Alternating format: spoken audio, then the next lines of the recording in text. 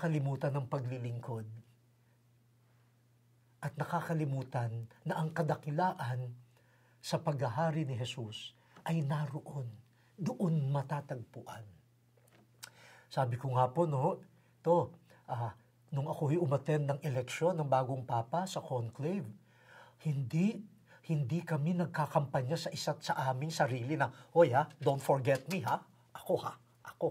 ako ang magaling. Walang self-promotion, walang self-exaltation. No? Consensus, you pray, and then came the result. Nakakalungkot sa ating mga eleksyon, puro presentado. Ako ang pinakamagaling. At habang pinagagaling ko ang sarili ko, sinisiraan ko yung iba. Simula pa lang ng service, siraan na at yabang na. Nakakalungkot naman. Sana manumbalik, servant leadership.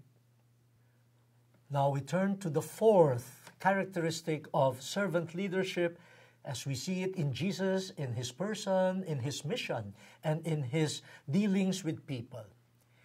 Now, this is all about taking risks in serving others. Now, you see, Jesus got into trouble for following the will of God, for being a servant of the mission entrusted to Him. He really disregarded his reputation, his image. He was all driven to fulfill the will of God as it is revealed to him.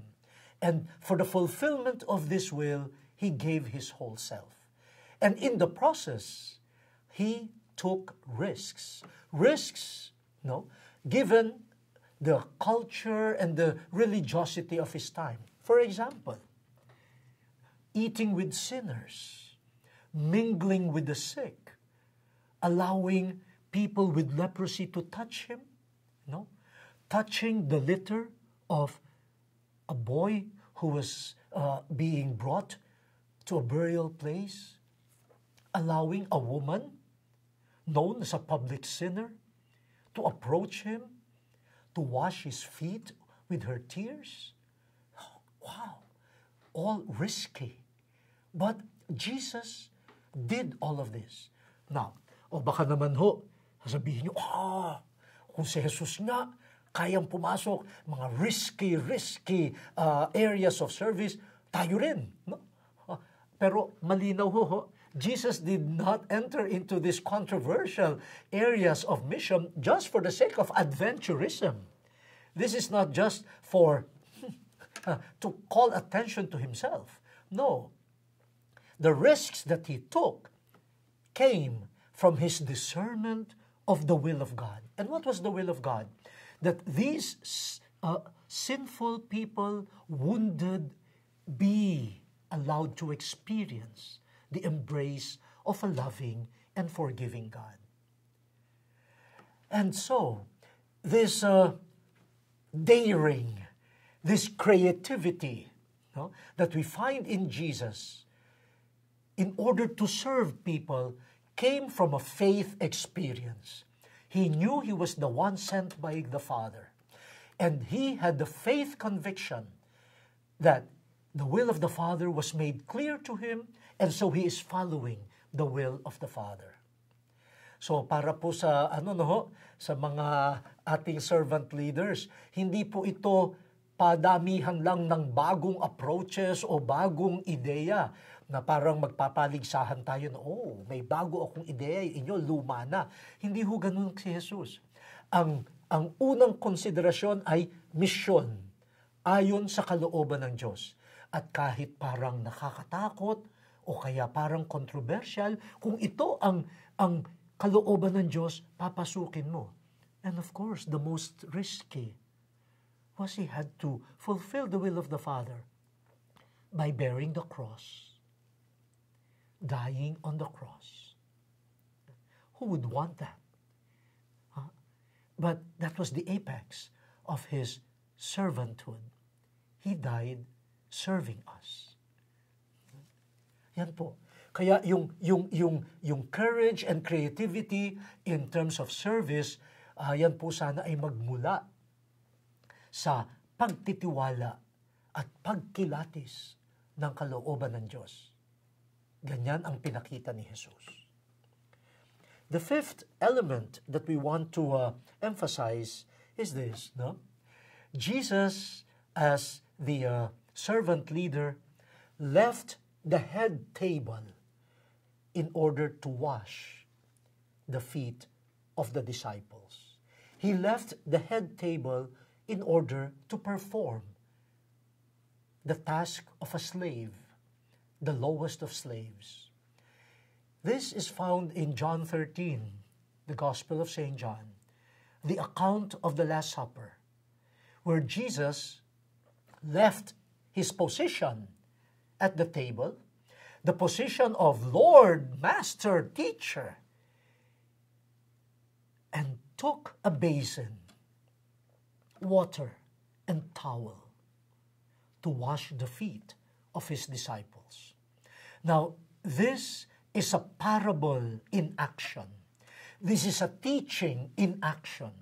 Jesus is impressing upon his disciples and upon us what he is as Lord and Master, as leader. He is at heart a slave. During his time, his rank did not require him to wash the feet of his disciples. Kaya nga si Pedro protested. No? Sabi niya, no, you will wash my feet? Hindi po pwede yan. Kasi ang ranggo mo, leader ka eh, teacher ka eh. Ha? So hindi po pwede yan. Kami ang may ranggo na tagahugas ng paa. Pero ito na, no? Jesus was not operating according to rank. Jesus was not operating according to position. He was operating out of mission, self-emptying, humility. And he wanted to show his love for his disciples unto the end, until the end. And so he left the head table and did the task of a lowly slave. This was done at the Last Supper. And this is a prefiguration. It gives us an idea about the meaning of his death on the cross. He will die serving. And his death is his ultimate act of service for us. Tuwan-tuwa po ako minsan nung ako ay rektor ng seminaryo, bagong dating, araw ng dating ng mga bagong seminarista. And nung gabi na yon, medyo nahuli ako sa dinner, so nakakain na yung mga seminarista, na tapos na maghugas ng pinggan, so kumain naman ako. Pagkakain ko, hinugasan ko na yung aking pinagkanan. Habang naghuhugas ako ng plato ko, nakita ko sa isang sulok, mga bagong dating na seminarista, newcomers, na tinitingnan ako at nagbubulungan sa loob-loob ko. Akong pinag-uusapan ito. Yung isa lumapit, sabi, Bishop, bakit kayo naghugas ng pinggan ninyo? Kinainan ko eh. Hindi hugasan ko. Pero, obispo ho kayo eh. Ba't kayo naghuhugas ng pinggan? Sabi ko, anong sama? Obispo ako, kinainan ko, hindi hugasan ko. Narinig nung isang kusinera, lumapit, at sabi doon sa seminarista, Oy, sa seminaryong ito, pati ang obispo, naghuhugas ng pinggan. Kaya ikaw, bagong dating ka pa lang dito, huwag kang tatamad-tamad. Pumalakpak ako doon sa kusinera. Sabi ko, wow, eto no, bakit? Ano ang sama sa obispong maghuhugas ng pinggan? Parang sa tingin nila ay, wow, what a demotion. Bishop, you should remain at the head table. No? The wash basin, the water, the towel, that's not for you. And if you do it lovingly and freely, parang ikaw pa ang masama. Well, that can be a temptation. Talaga namang masarap na hindi ka naghuhugas ng pinggan, hindi ka na mag-aintindi niyan. But if you do not watch yourself, you might assume a form of leadership that disconnects you with the rest of the people. And even in simple ways, you cannot understand them anymore. You cannot understand little and ordinary experiences because you do not want to leave the head table. We need more servant leaders who will be willing, freely, lovingly, to leave the head table and pick up wash basins and towels. Now, I hope you're not overwhelmed, by these points, but they are beautiful points. We have heard this already, in many occasions in the proclamation of the gospel episodes, but it is good, to review them, and especially for our times, not only for the church but for the wider society, to recover this form of leadership, which is really servanthood. Now, the sixth point that we want to raise is this. Jesus formed a team,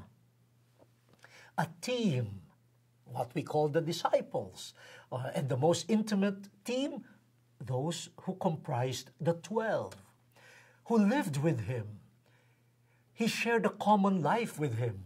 Now, but the team that he formed was a team with whom he was able to share his vision and his mission. Now, this is part of servant leadership. Hindi ka lone ranger. Kasi kung minsan, meron naman tayo mga visionaries. Magaganda ang pangarap para sa organisasyon nila, para sa simbahan, para sa mundo, para sa bansa. Kaya lang, parang kanila lang. Sila lang. And they're not able to mobilize, to invite people who will share in the vision and share in the mission. This is crucial. For a mission to continue, it cannot stay in the mind and heart of only one person. A true leader is not threatened by other people. In fact, if we look at Jesus, Jesus taught the disciples, he trained the disciples, he developed the disciples. He was a servant to his collaborators. Part of servant leadership is tapping the gifts present in the community, not being threatened by the presence of those gifts, allowing the gifts to surface, developing those gifts so that these gifts could be offered for the fulfillment of the vision and the mission. Kaya po, kapag dumating yung panahon na yung visionary ay wala na, the mission continues. And that's what happened to Jesus. He made sure that there was this team and he was patient with them. Alam niyo naman yung mga disipulo ni Jesus. Kumbaga sa eskwela, tuturuan ni Jesus, sa first quiz, parang tama. Pagdating sa second quiz, bagsak na naman. Pero si Jesus did not give up. He persisted in forming them as a community. And even after his resurrection, he sent the Holy Spirit to them to remind them of everything that he had taught them. Forming teams. This is part of the humility of servant leaders. Mawalang galang na po, para sa inyo po dyan na mga leaders sa iba't ibang mga organisasyon, sa simbahan. Kung minsan kasi, dahil ang hanap ay posisyon at hindi naman mission, punong-puno na tayo ng sarili. And we build ourselves up. Kaya kapag merong mga new talents, minsan, o kaya may dumarating na mga tao na, wow, magaling ito, ako, threatened tayo. Maaagawan ako ng eksena. Maaagawan ako ng posisyon. Kaya ang nangyayari, minsan, sira-siraan, and the beauty of the vision and the mission is neglected. Kaya hindi tuloy namumunga, hindi na ipagpapatuloy. Part of servanthood is recognizing when God poured graces on earth, I did not receive all of them. Other people have gifts too. And let those gifts from the Holy Spirit be developed, be recognized, and be offered for common work. So here, servanthood entails working towards communion, co-responsibility, no? Sama-samang pagkilos. Alam ho ninyo, nung ako ay nag-aaral pa sa ibang bansa at parating si President Cory Aquino sa Washington, D.C., edi ako ay hinangan ng tulong. Baka pwedeng sa mobilization ng mga Filipinos to welcome her. No? Edi ang isang natanggap namin ay listahan ng mga organisasyon ng mga Pilipino. Ako po'y nagulat kasi maliit lang naman ang Washington, D.C. Pero daan-daan ang mga organisasyon. At nung tinitignan ko, halimbawa lang ho ito. Organization of Senior Citizens. Yun ang isang organisasyon. Ang susunod na organisasyon, Samahan ng mga Senior Citizens. Parang pareho rin yun Iniba lang ang tinagalog lang yung isang salita. No? Tapos paulit-ulit. Tapos makikita mo ang members, 3, 4, bawat organisasyon. And then, nagbibiruan sila. Pag natalo ka sa eleksyon, magtatayo ng sariling organisasyon. And bawat organisasyon hindi lumalago. Iilan lang. Tama na ho yan. Let us not serve our interests and our positions. Let us serve the vision. We are servants of the mission. And we will develop as many people as we can in order to promote the vision and the mission received from God. And finally, Jesus shared responsibility and authority with His disciples. Nako.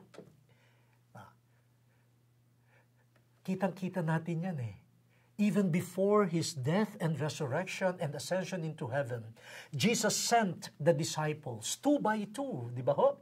And gave them authority to cast out demons, to heal the sick, etc. Our Lord, who is a servant, shared authority with His disciples. Hindi ba claiming authority only for myself? Hindi yung parang akin ito. No? Wala. For the sake of the mission, Jesus was generous. And He trusted in His team and allowed them to experience the power from on high that He had experienced. And that continues up to now. He sends us the Holy Spirit so that